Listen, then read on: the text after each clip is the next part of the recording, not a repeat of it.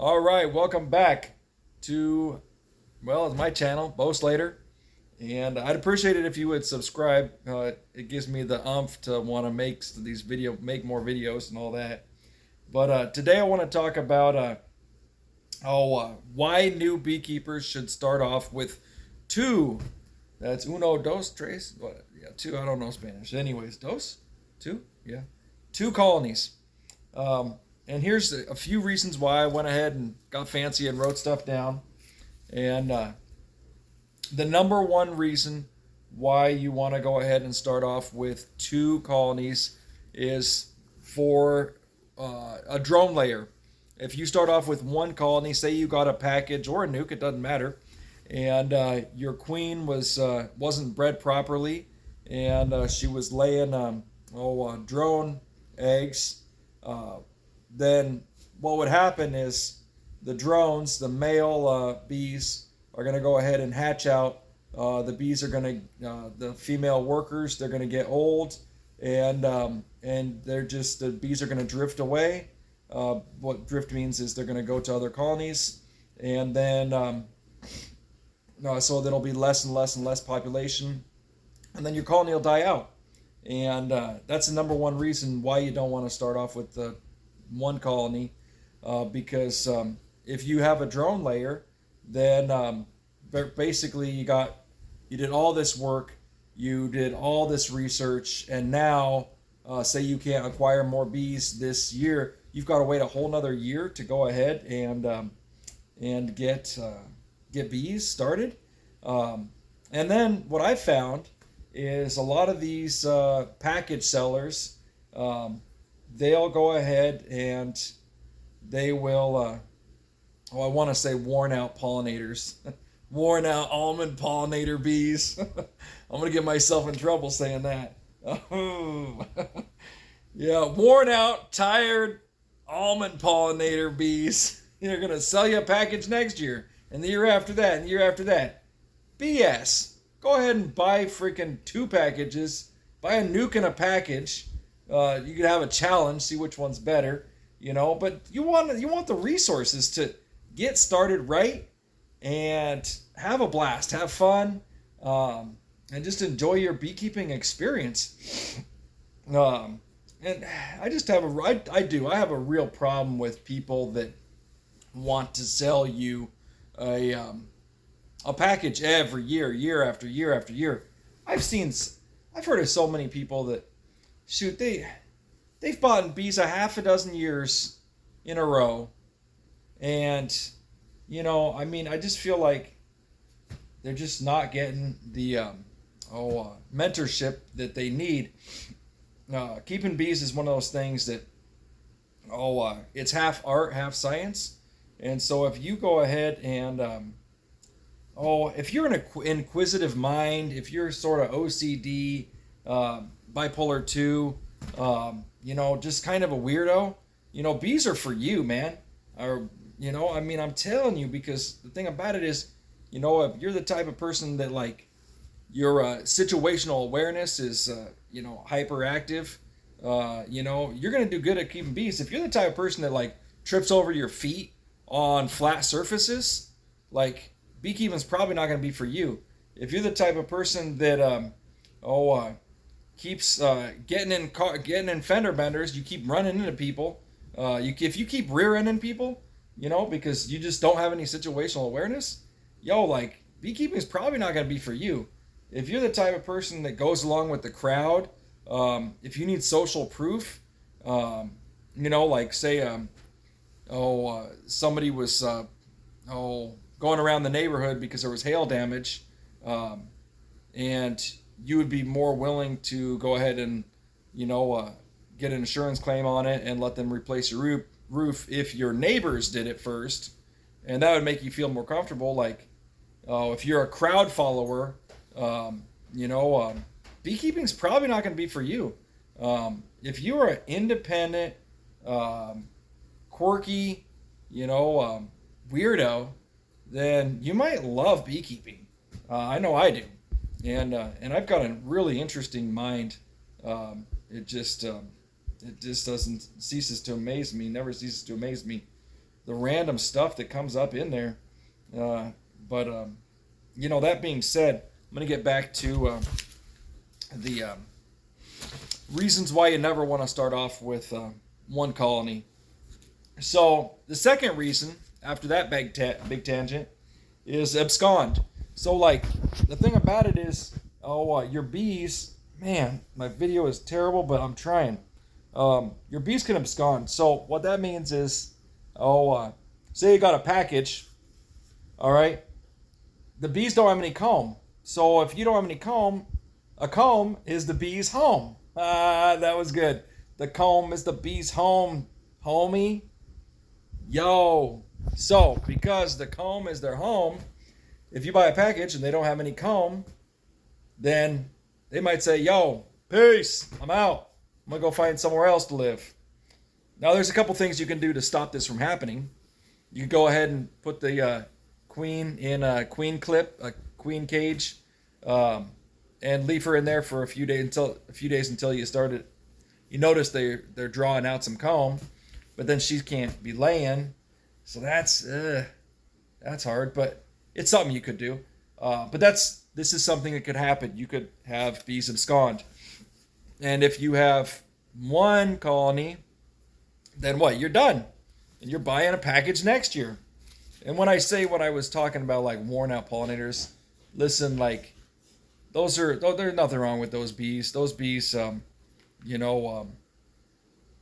it's how bees naturally propagate. And, it's part of the business model of these commercial keepers. And honestly, like, I will probably buy more, more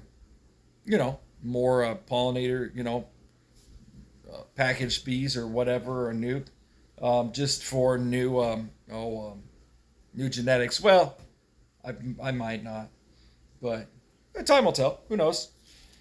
Oh, what else do I got here? Abscond. Okay. The ability to compare and contrast. So we'll go over the two so far. You could have a drone layer. All right. Bees could abscond. They could just leave. If you did buy a nuke, that's probably not going to happen. A lot of these things probably won't happen anyways, but it's so good to freaking just start off with 2 colonies. Do yourself right. Get yourself that head start. Remember, 2 is 1, and 1 is none. So true for bees. Any experienced beekeeper will let you know that is so true. So number 3, and why you don't want to start off with 1 colony, is the ability to compare and contrast. All right, here's a perfect example of comparing and contrasting. All right, so say you started off with an automatic, all right, for your first car, and no one taught you how to drive a manual. And then one day your automatic, it breaks down, and somebody says, hey, you can use my car, I'll drop it off, put the keys in your mailbox, all right, because you're gone, whatever. And they go ahead and they drop off this car that's a manual in your mailbox. They put the keys, and the next day you get there later that night, you grab the keys. The next morning, you get in the car, you notice, shit, it's a fucking manual. What do I do here? You can't do anything, because you never learned. You don't have the ability to drive that car, because you only had one way to do it. Automatic. It's gas and brake. You don't know how to use the clutch in sequence with the gas. You don't know how to let up on the clutch and let up and push in on the gas. You don't know. You don't have that muscle memory. And because you don't know, you're up shit creek. And you don't want to be up shit creek. So just buy 2 colonies. Have the ability to compare and contrast. All right. So what are some things that we can compare and contrast? Why is this important? So what some things are that we can compare and contrast are, we can compare the queens. Some queens, they hide from you. All right. The ghost queens. You see eggs in there, you see larvae in there, but every time you open up the box, you open up the hive, you can't find her. All right, she just hides from you. Some queens, they'll lay eggs in front of you. They don't care if you're there. Whatever. You do you. So you want that because two colonies, because if you only have one, then say that queen that's a ghost queen that she's hiding, you never see your queen. You don't have the ability to learn and spotting a queen. If you got two colonies, that's more practice, right? Um, and because a lot of times when people first get started off, they'll think every drone they see is a queen. Is this my queen? Is this my queen? No, the drone is not your queen. Drone's got big old eyes, big old freaking drone looks different, uh, very different than a queen. When you get to when you get that practice and know you've got that ability to discern, got that muscle memory of boom, that's a queen, that's drone, easily to identify. But you got to learn these things, and if you only have one colony and you don't have anything to compare and contrast, then it's just your learning curve. Have you ever been? Yeah, that's a good analogy. Beekeeping is a lot like skiing. There's a massive, man. This is a great one. Oh man, that's good. Skiing and beekeeping are so similar in that when you first start, it fucking sucks. Straight up, it sucks. Why does it suck skiing when you first start? Because you freaking don't have that muscle memory. You keep landing on your butt. And you're on your butt all day. The first day you go skiing, and it sucks. And you're wet, and you're miserable, and you're like, that was no fun at all. And then the next time you do it, you're on your butt a little bit less. About the third time you go skiing, you're going, hey, this is all right. About the 5th, 10th time, 20th time you go skiing, you think you'd be a professional skier. It's the same thing with bees. All right? I had 22 colonies last year, and now I'm making videos trying to, spread that. I think I'm a professional. I'm not a professional. I think I know something. I don't know nothing. I'm just making videos because whatever. I love bees. There's so much God in bees. There's so much, I'm telling you, there's God in bees. There's something about it. It's ineffable is the word, and it's a beautiful thing. And man, I'm telling you, it's so peaceful and relaxing and just amazing. But when you start, it sucks. Sucked for me. I got these bees. I was nervous. The nerves. I was so nervous and scared.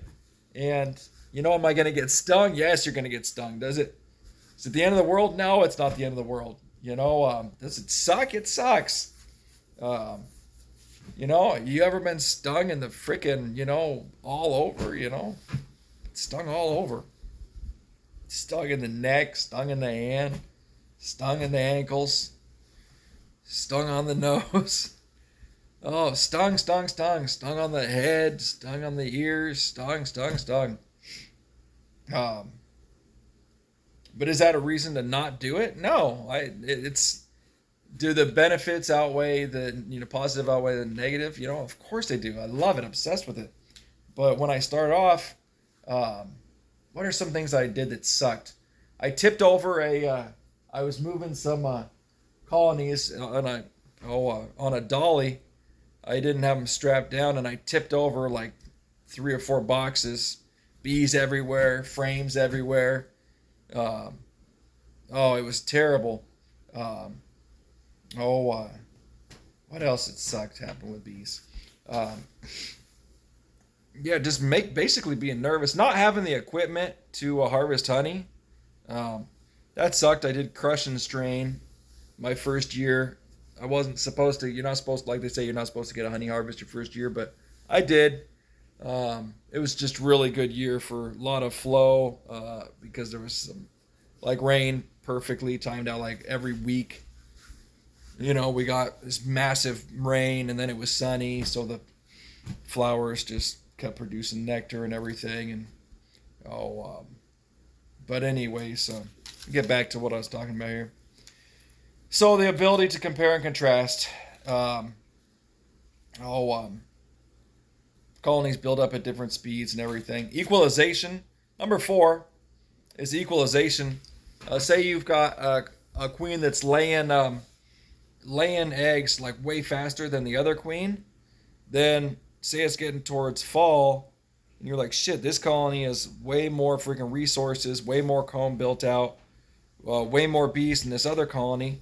Well, when your queen in the colony that's built up way faster, when there's a, say it's August or whatever, and you go ahead and you pull a frame of brood out of that colony and add it to the other colony, so that the colonies have, the colony has less bees.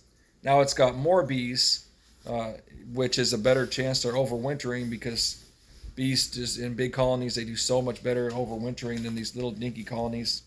Like I said, last year I had 22 colonies. Now I've got 9. The story behind that is my dad, he went ahead and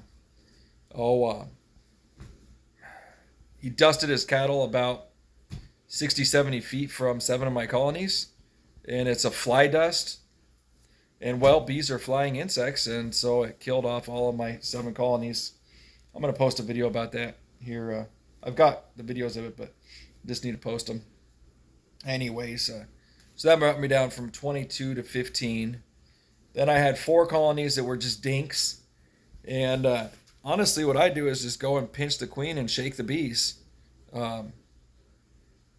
If you got colonies that are the size of, a grapefruit or, a big softball, they're going to cluster that much. There's no reason to keep those, try to overwinter those dinks. I'd rather shake those off in September, or shake the bees out, pinch the queen, and just move those boxes inside, move the resources into other, hives. The bees will find other colonies to go to, and just move on. So I did that with 4 of them. So that brings me down from 15 to 11. Then I had 1 abscond. And why did it abscond? Well, I suspect that it was mites.